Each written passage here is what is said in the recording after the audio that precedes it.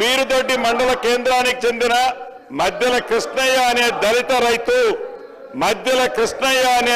రైతు 73 సంవత్సరాల అధ్యక్ష ఇదే గ్రామానికి చెందిన ఒక రైతు 35 ఏళ్ల క్రితం 1452 సర్వే నెంబర్లో 7 ఎకరాల భూమిని కొనుగోలు చేశారు అధ్యక్ష.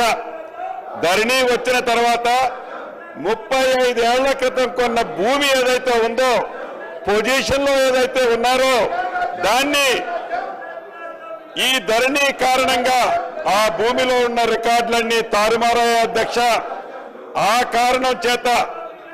కారణం చేత జనవరి 22వ తారీఖు 2023 నాడు మధ్యల కృష్ణయ్య గారు 73 సంవత్సరాల వయసున్న మధ్యల కృష్ణయ్య గారు ఆ బాధను తట్టుకోలేక ఆత్మహత్య చేసుకున్నారు అధ్యక్ష.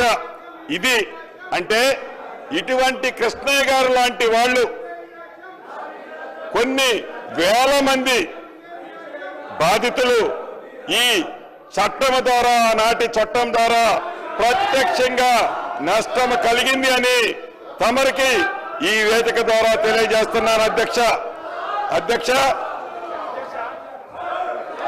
మనం చిన్నప్పుడు చదువుకున్నాం. ఒక పెట్ట కథ మీకు చెప్పాల్సిన అవసరం ఉంది అధ్యక్ష. 2 పిల్లులు రొట్టె కథ ఈ ధరణిలో ఉంది. ఏదైతే 2 పిల్లుల మధ్య ఒక రొట్టె కథ గ్రామీణ ప్రాంతాల్లో కథలుగా చెప్పుకుంటారు అధ్యక్ష. ఆ కథ ఏంటంటే ఒక రొట్టె ముక్క 2 రొట్టె ముక్కలు ఉంటాయి అధ్యక్ష. ఆ రొట్టె ముక్కలో ఒక పిల్లి ఆ సైజ్ ఎక్కువ ఉందని ఇంకొక పిల్లి ఈ సైజ్ ఎక్కువ ఉందని కోతి పంచాయతీ చేస్తుంది అధ్యక్ష.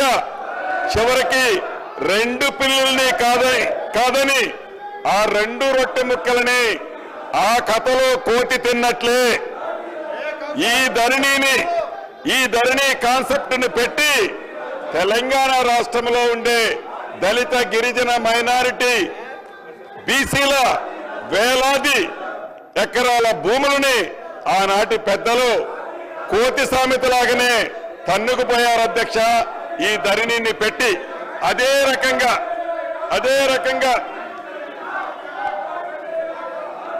ఇటు రాష్ట్రంలో అటు దేశంలో 2014 ముందు కాంగ్రెస్ ప్రభుత్వం తీసుకొచ్చిన రెవెన్యూ చట్టాలు సంస్కరణలు రైతాంగానికే కాకుండా యావత్ ప్రజానికానికి ఎంతో మేలు చేశాయని చెప్పడానికి గర్వపడుతున్నాను అధ్యక్ష.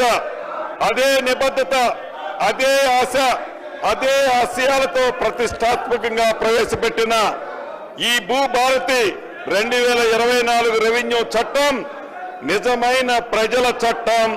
అక్షరాల భూమి ఉన్న ప్రతి ఒక్కరికి ఇది చుట్టం అధ్యక్ష. అంతేకాదు దేశ చరిత్రని సరికొత్త సంస్కరణలతో లిఖించిన 3 వ్యక్తుల గురించి ఇక్కడ చెప్పుకోవాలి అధ్యక్ష. అదృష్టవశాత్తు ఈ సంస్కరణలన్నీ చేసింది తెలంగాణ బిడ్డలే కావటం మరొక విశేషం.